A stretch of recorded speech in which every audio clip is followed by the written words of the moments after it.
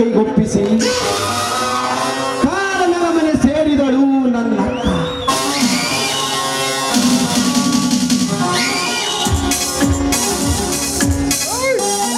ಶೇಖರ ಶಶಿರೇಖಳ ಜೋಪಾನ ಮಾಡುವೆನೆಂದು ನಾ ವಚನ ಕೊಟ್ಟೆ.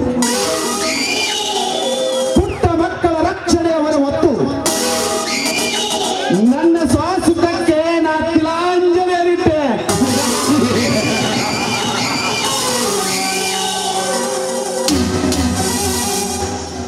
ನನಗೆ ಮಡದಿಯಾಗಿ ಬರುವವಳು ನಾ ಪಡೆದ ಅನಾಥ ಮಕ್ಕಳಿಗೆ ಮಾರಿಯಾಗಬಹುದೆಂದು ನಾ ಬ್ರಹ್ಮಚಾರಿಯಾದೆ.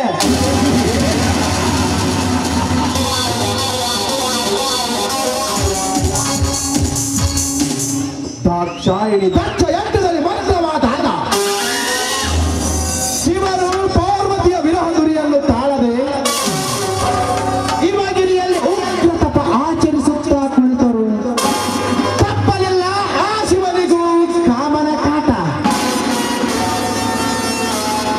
ಅಂದಾಗ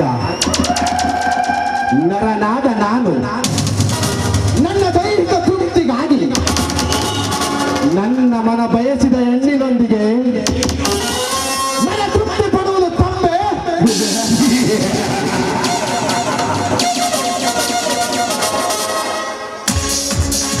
ನನ್ನಕ್ಕನ ಮಗಳಾದ ಶಶಿರೇಖಾ,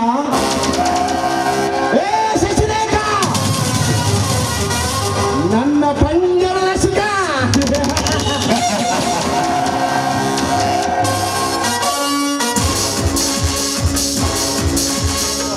ರೇಖಾ, ಅನುರಾಗದ ಅಂಗನೆಯಾಗಿ ತುಂಬಿದ ನಿನ್ನಂಗ ಮೈ ಕಾಂತಿಯನ್ನು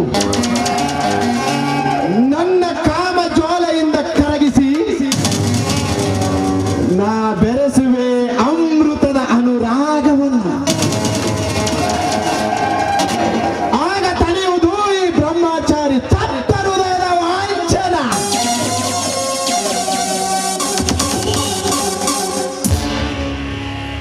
ಇದಕ್ಕೆ ಹುಡುಕಬೇಕು ಹೊಸದೊಂದು ಹಂಚಿಕೆಯ ವಿಧಾನ.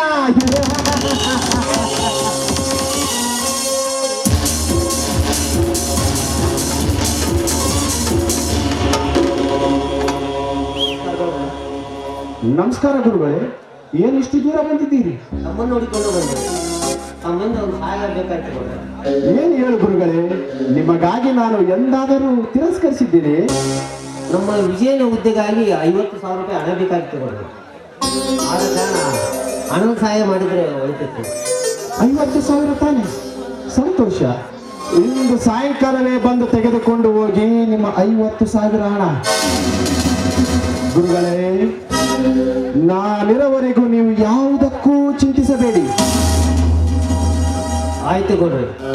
ನಿಮ್ಮ ಉಪಕಾರವನ್ನು ಯಾವ ಕಾರಣಕ್ಕೂ ನಾವು ಮರೆಯಲಾರೆ.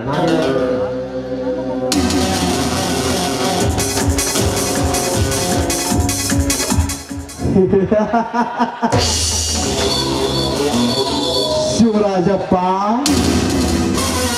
ಮಲ್ಲ ಶಿವರಾಜಪ್ಪ,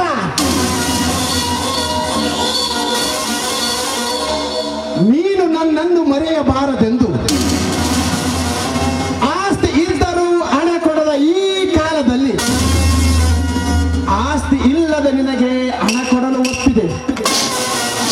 ಏಕೆ?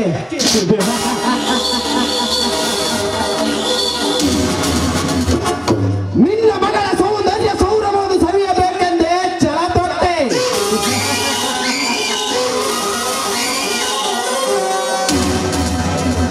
Shobha, my love.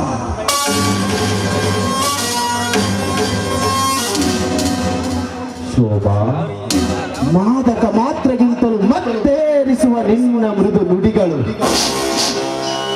ಮೋಹ ಆಕರ್ಷಣೆಯ ನಿನ್ನ ದುಂಡು ಮಗ ನಾಚಿದಾಗ ಮಿಂಚಿನಂತೆ ಹೊಳೆಯುವ ಪಂಚಲೋಹಗಳ ಬೆಳಕು ಚೆಲ್ಲಿದಂತೆ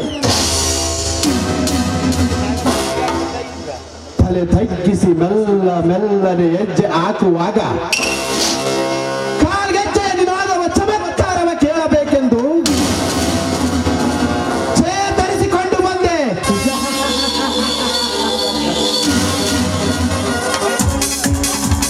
ಶೋಭಾ,